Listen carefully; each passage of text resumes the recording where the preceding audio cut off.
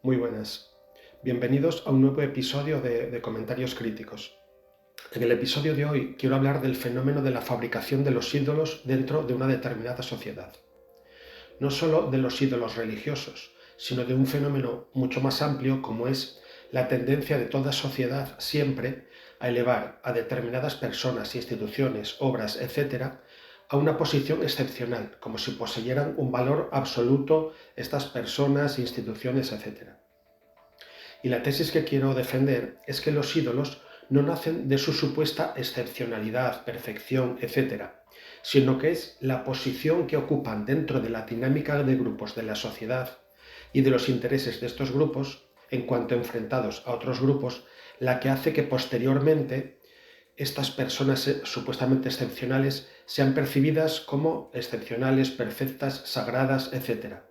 Es decir, es la la excepcionalidad en inteligencia, talento o belleza no es la que explica por sí misma la aparición de los ídolos, sino que es la función de esas personas o instituciones, la función que desempeñan en la representación de determinados grupos sociales, en cuanto enfrentados a otros, la que acaba proyectando sobre ellas una apariencia de excepcionalidad, perfección, etc. Naturalmente, esto no significa negar que no existan diferencias de inteligencia, talento, belleza, capacidad entre las personas, ni mucho menos que personas que están en una determinada posición no se merezcan esa posición o el prestigio que han alcanzado.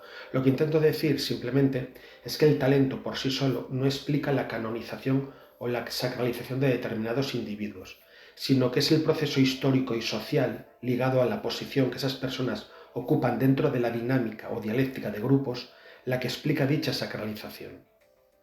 Y este mecanismo afecta, por decirlo así, a todos los ámbitos de la vida social. Ocurre con escritores, artistas, científicos, deportistas, pero también con ideas como el progreso, la democracia, el mercado, la nación. Lo importante no es tanto el contenido de esa referencia que es sacralizada, como la función que desempeñan organizando y cohesionando a unos grupos humanos frente a otros grupos.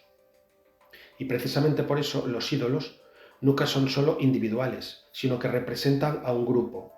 Un artista puede tener un talento extraordinario, pero solo se convierte en un ídolo cuando determinados grupos lo reconocen como un símbolo de ese grupo, o de esos grupos y de los intereses de ese grupo.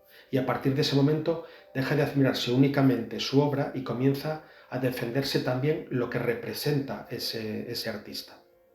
Lo cual explica también por qué los ídolos despiertan reacciones normalmente tan desproporcionadas. Cuando un ídolo es elegido, o sea, es admirado, elogiado, criticado, ya no se percibe únicamente que se está hablando de una persona o de una obra, sino también del grupo al que representa. Por eso, una crítica a un cantante, a un científico, a un líder político, suele ser vivida por muchos de sus seguidores como una crítica dirigida contra ellos mismos. Y por eso también, por supuesto, toda canonización o sacralización tiene siempre un carácter provisional. Ningún ídolo permanece para siempre. Toda sociedad reorganiza continuamente su jerarquía de ídolos, personas prestigiosas, personas excepcionales, etc., elevando a unas figuras y relegando a otras conforme cambia la propia realidad histórica, social y cultural de esa sociedad, y donde toda sacralización implica al mismo tiempo procesos de desacralización o sacralización alternativa. Y aquí entra la tarea de la filosofía, que es siempre imprescindible en relación con estos fenómenos. Y entra la filosofía como crítica de los ídolos y de lo sagrado de la sociedad. Una crítica que no consiste simplemente en negar a Dios, sino en mostrar que lo que llamamos perfecto o sagrado no posee un valor intrínseco, sino que es el resultado de un proceso histórico de canonización y de sacralización, mediante el cual unas personas, obras o instituciones ascienden mientras otras son desplazadas. Pero la filosofía tiene que desenmascarar ese proceso y mostrar que esos procesos tienen lugar a través o por la dinámica de grupos sociales en cuanto enfrentados a otros grupos.